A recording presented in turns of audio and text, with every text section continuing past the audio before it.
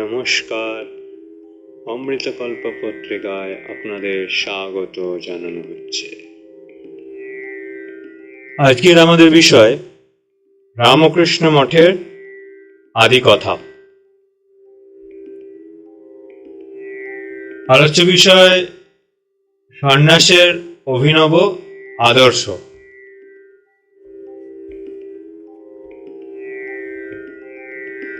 স্বামীজি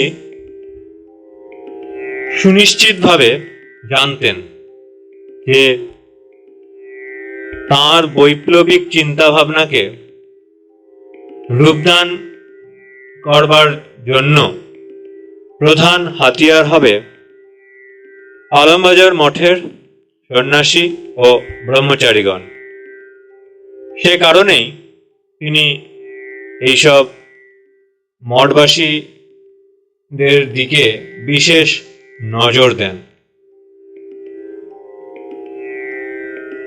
মঠ জীবনের পুনর্গঠনের প্রাথমিক কিছু ব্যবস্থা করে স্বামীজি চিকিৎসকদের পরামর্শে দার্জিলিং গিয়েছিলেন। সেখানে থাকাকালীন তিনি তাঁর অন্যতম গুরু ভাই স্বামী তুরীয়ানন্দজিকে কথা প্রসঙ্গে বলেছিলেন, I shall revolutionize the monastic order. বিষয়টি একটু গভীর তাৎপর্যপূর্ণ। বরাহনগর ও আলমবাজারের সন্ন্যাসীদের দিনচর্যার মধ্যে পরিস্ফুট হয়েছিল পরম্পরাগত হিন্দু সন্ন্যাসীদের ভাবাদর্শ। একান্তে নির্জন বাস, জপ ধ্যান, পূজা পাঠ, শাস্ত্র চর্চা, ব্রহ্মচর্যা ইত্যাদি ছিল মঠবাসীগণের কর্মসূচি। অবশ্য পরম্পরাগত সন্ন্যাসের আদর্শ থেকে মঠের সন্ন্যাসীদের মধ্যে একটি পার্থক্যও দেখা যেত। সন্ন্যাসীদের এই চিরন্তর ধারার পরিচয় সূচক একটি বাণীর প্রতি দৃষ্টি দেওয়া যেতে পারে। নারদ যুধিষ্ঠিরকে বলেছিলেন, যশ্চিত্ত বিজয়ে যত সন্নিঃসঙ্গ অপরিগ্রহ এক বিবিক্ত অশরণ ভিক্ষুর ভিক্ষামিতাশনম। এই শ্লোকটি মহাভারতে থেকে উদ্ধৃত। শ্লোকের অর্থ এরকম: চিত্ত জয় করতে উৎসুক ব্যক্তি সন্ন্যাস অবলম্বন পূর্বক অপরিগ্রহ হয়ে একাকী বিজনে অবস্থান করবেন, ভিক্ষা করে পরিমিত আহার করবেন, হিন্দু সন্ন্যাসী হবেন, বিরক্ত সাধু। আজও উত্তরাখণ্ডের গঙ্গা, নর্মদা প্রভৃতি পবিত্র নদ নদী কূলে বিরক্ত সাধু কুটির ভারতের বুকে দেখা যায়। শত শত সাধু আজও সেই চিরচরিত চিরন্তন সন্ন্যাসী পথা অবলম্বন করে চলেছেন। দক্ষশ্রুতি বলেন, দুজন সন্ন্যাসী একত্রে বাস করলে গড়ে ওঠে সন্ন্যাসী মিথুন, তিনজনে হয় সন্ন্যাসী গ্রাম, চার বা ততোধিক জনে সন্ন্যাসী নগর।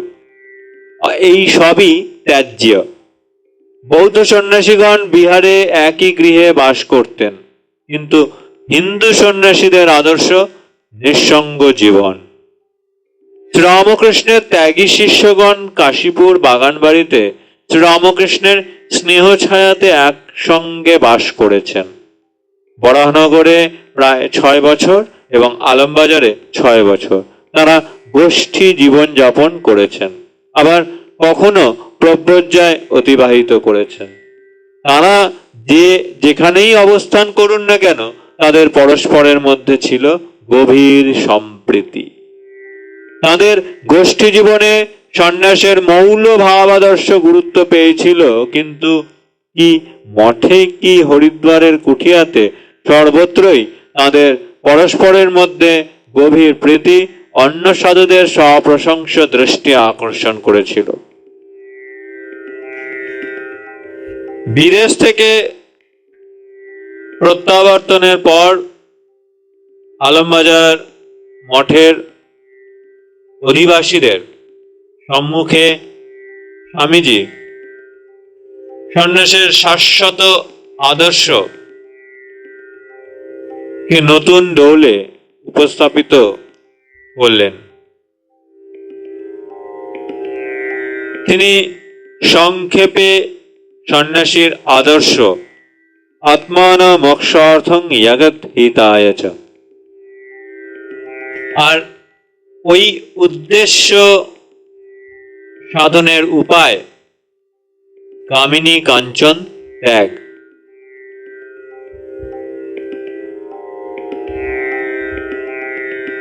কিন্তু এটি বিশেষভাবে স্মরণ রাখতে হবে যে ত্যাগ অর্থে মনের আসক্তি ত্যাগ, সর্বপ্রকার স্বার্থের ভাব ত্যাগ। স্বামীজি প্রদত্ত আদর্শ সূত্র আত্মানং মোক্ষার্থং জগৎ হিতায় চ, আলমবাজারে মঠবাসী বিশেষ করে প্রাচীনগণের মধ্যে কি ধরনের প্রতিক্রিয়া সৃষ্টি করেছিল সে বিষয়ে কিছুটা ধারণার জন্য আমরা অন্যতম মঠবাসী স্বামী বিরজানন্দজির অভিমত দেখব।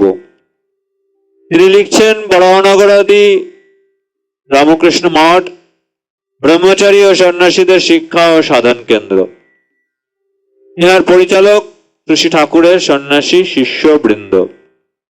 ঠাকুরকে আদর্শ করিয়া পূজা, শাস্ত্রপাঠ,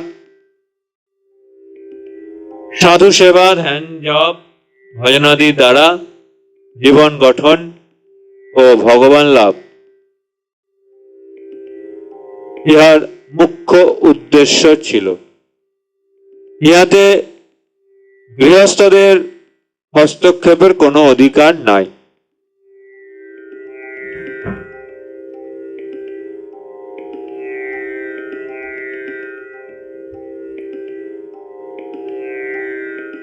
তাদের সেবার অধিকার মাত্র। ঠাকুরের গৃহস্থ ভক্তদের মধ্যে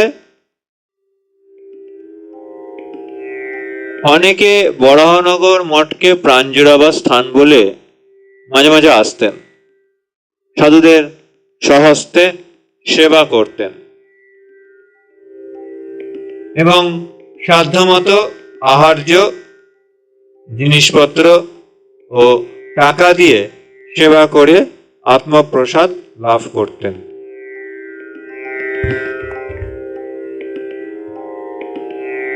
সন্ন্যাসীরা জগৎ সংসারের কোনো ধার ধারিতেন না, আলোচনাও করতেন না। তারা কোনো বিধিবদ্ধ আইন কানুনের অধীন ছিলেন না।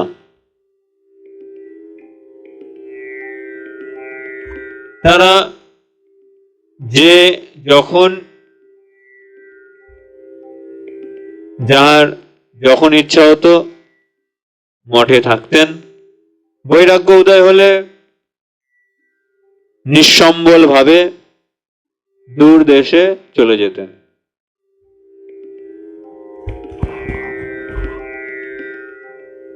ও কোনো তীর্থস্থানে নির্জনে মাধুকরী বৃত্তি অবলম্বন করে সাধন ভজনে জীবন যাপন করতেন। আত্মান মোক্ষার্থই ছিল জীবনের আদর্শ। স্বামীজির পাশ্চাত্য হতে প্রত্যাগমন করে উহাতে জগৎ হিতায় চ জুড়ে দিলেন। কি সর্বনাশ! ইহা তো ঠাকুরের উপদেশ ছিল না। কথাটা যে একেবারে নতুন তাও নয়, তবে স্বামীজি এবার দৃঢ় প্রতিজ্ঞ ও বদ্ধপরিকর। পুরাতন বরাহনগর মঠে থাকিতেও অশিক্ষিত, নিষ্পৃষ্ট, গরিব, নিম্ন শ্রেণী ও অন্তর্জদের উন্নত ও মানুষ করবার জন্য স্বামীজি তাঁর গুরু ভাইদের ওজস্বিনী ভাষায় প্রেরণা দিতেন ও বাধা পেলে উত্তেজিত হয়ে উঠতেন। বলতেন, তোরা যদি আমার কথা না শুনিস, আমি তোদের ছেড়ে ডোমপাড়ায় গিয়ে বসবো ও তাদের মধ্যে কাজ করব। আমেরিকায় যখন ছিলেন তখনও পত্রে জনসাধারণের মধ্যে ঠাকুরের ভাব, উপদেশ ও শিক্ষা প্রচার করবার জন্য সন্ন্যাসী গুরুভাইদের প্ররোচনা দিতেন। ঠাকুরের সম্মুখে ঘণ্টা নাড়া, পঞ্চপ্রদীপ ঘোরানো তার পূজারাগাদি অনুষ্ঠান ধর্ম নয়। হিন্দু ধর্মে আরেকটি বিগ্রহ যোগ করবার জন্য তিনি আসেন নাই। ওগুলোকে গঙ্গার জলে বিসর্জন দিয়ে তার ভাব ছড়া, প্রিন্সিপালস অ্যান্ড নট পার্সন, নিজের মুক্তি ভক্তি চলে যাক, ঝাঁপিয়ে পড়ো, এইরকম কত কথা লিখে তিনি তাদের জগতের কল্যাণের জন্য জীবন উৎসর্গ করতে উত্তেজিত করতেন। এবার ফিরে আসার পর এইসব বিষয় নিয়ে তাদের সঙ্গে তুমুল বাদানুবাদ চলিত। শুধু ধর্মতত্ত্ব ব্যাখ্যা এবং ঠাকুরের জীবনে ও কার্যে সে সকল কিভাবে প্রতিপাদিত হয়েছে তা প্রচার নয়, পরন্তু মানুষের সাংসারিক, দৈহিক, মানসিক উন্নতিকল্পে যাতে সেই সকল তত্ত্ব প্রযুক্ত হতে পারে সে বিষয়ে যথোপযুক্ত বিদ্যাদান, শিল্প ও শ্রম উপজীবিকার প্রবর্তনে সাহায্য করা। আরেকটি প্রধান কাজ হচ্ছে সর্বহারা, নিরন্ন, আর্ত, পীড়িত মানুষের নারায়ণ জ্ঞানের সেবা করা। ধর্মভাব শিক্ষা ও প্রচারের জন্য যেমন দেশে বিদেশে মঠ প্রতিষ্ঠা করতে হবে, তেমনি শেষোক্তদের জন্য সেবাশ্রম স্থাপন ও দৈব দুর্বিপাকে, দুর্ভিক্ষ, মহামারী প্রভৃতি আকস্মিক সংকট সময়ে অর্থ সংগ্রহ করে স্থানে স্থানে বিরাটভাবে সাহায্য কেন্দ্র, যা রিলিফ ওয়ার্ক, প্রবর্তন করতে হবে। এই কার্যে গৃহী ও সন্ন্যাসী উভয়কেই একযোগে কার্য করতে হবে, যার যেমন ক্ষমতা, শরীর ও অর্থের দ্বারা। স্বামী বিরজানন্দজি মহারাজের প্রকাশিত অপ্রকাশিত খাতা থেকে এ বিষয়ে সাক্ষ্য দেয়। অবশ্য নবীনদের অধিকাংশই স্বামীজির ব্যক্তিত্ব ও অফুরন্ত ভালোবাসায় মুগ্ধ হয়েছিলেন। স্বামীজি কর্তৃক ওজস্বিনী ভাষায় উপস্থাপিত সন্ন্যাসের নবীন আদর্শ তাদের প্রাণে শিহরণ তুলেছিল। এদিকে প্রবীণ মঠবাসীদের অনেকেই মঠের ভবিষ্যৎ সম্বন্ধে আশঙ্কিত হয়ে ওঠেন। তারা নিজেদের মধ্যে আলোচনা করতে থাকেন। গত কয়েক বছরে স্বামীজির বিদেশে থেকে লেখা চিঠিগুলির মর্মার্থ। স্বামীজি লিখেছিলেন, আমরা সন্ন্যাসী, ভক্তি ভক্তি মুক্তি সব ত্যাগ, জগতের কল্যাণ করা, আচণ্ডালে কল্যাণ করা, এই আমাদের ব্রত। তাতে মুক্তি আসে বা নরক আসে। মুক্তি ভক্তির ভাব দূর করে দে। আমি মুক্তি চাই না, ভক্তি চাই না, আমি লাখ নরকে যাব। বসন্তবল লোকহিতম চরন্ত, এই আমার ধর্ম। আমি একমাত্র কর্ম বুঝি, পরোপকার, বাকি সব কুকর্ম। এইসব কথার মর্মার্থ তাদের কাছে ক্রমেই স্পষ্ট হয়ে উঠল। কিন্তু বিশ্বব্যাপী ঠাকুরের ভাব প্রচারের ক্ষেত্রে এর তাৎপর্য এবং ফলত সন্ন্যাসীদের মঠ জীবনে এর বৈপ্লবিক প্রভাবের মাত্রা কি প্রবীণ কি নবীন সন্ন্যাসীগণ কেউই সেই সময়ে ধারণা করতে পেরেছিলেন কিনা সন্দেহ। মিশন প্রতিষ্ঠার অবিলম্ব পরে প্রবীণদের একাংশের মনে পুঞ্জীভূত দুশ্চিন্তা প্রতিবাদের আকারে স্বামী যোগানন্দের মুখে দিয়ে প্রকটিত হয়েছিল। তার উচ্চারিত অভিযোগ ছিল, প্রস্তাবিত রামকৃষ্ণ মিশন ঠাকুরের উপদেশ থেকে বিচ্যুত এবং বিদেশি ভাব দ্বারা কলুষিত।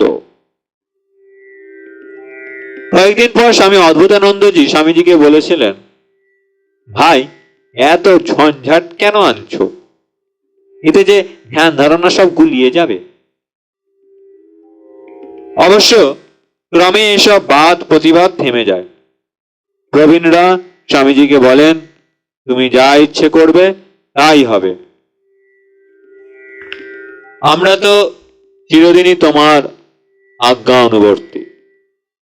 ঠাকুর যে তোমার ভিতর দিয়ে এসব করাচ্ছেন মাঝে মাঝে তা বেশ দেখতে পাচ্ছি। তবু কি জানো ভাই, মধ্যে মধ্যে এমন খটকা আসে।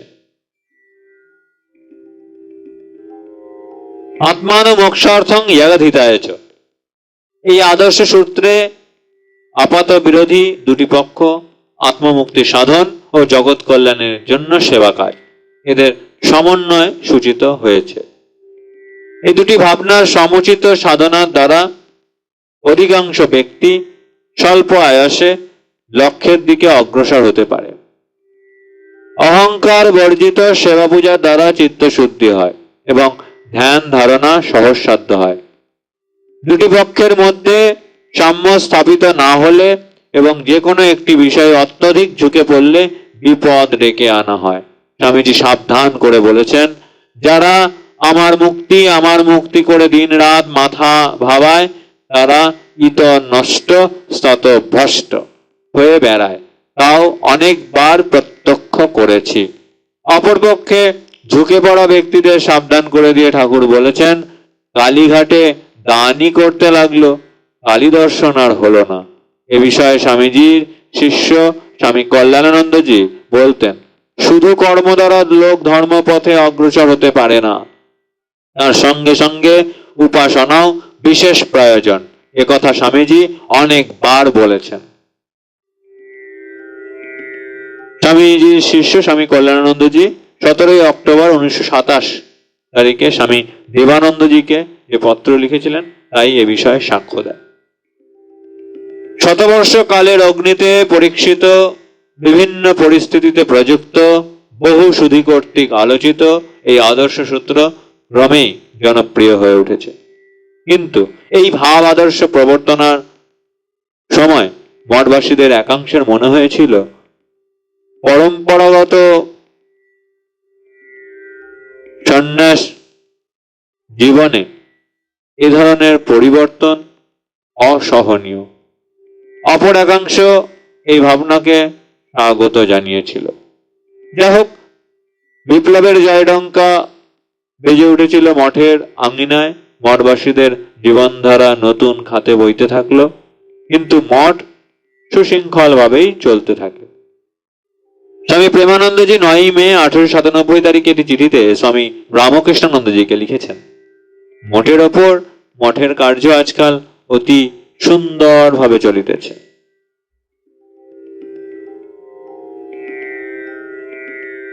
ওম শান্তি শান্তি শান্তি। হরি ওম তৎসৎ। শ্রী রামকৃষ্ণার্পণমস্তু। আজ পর্যন্ত।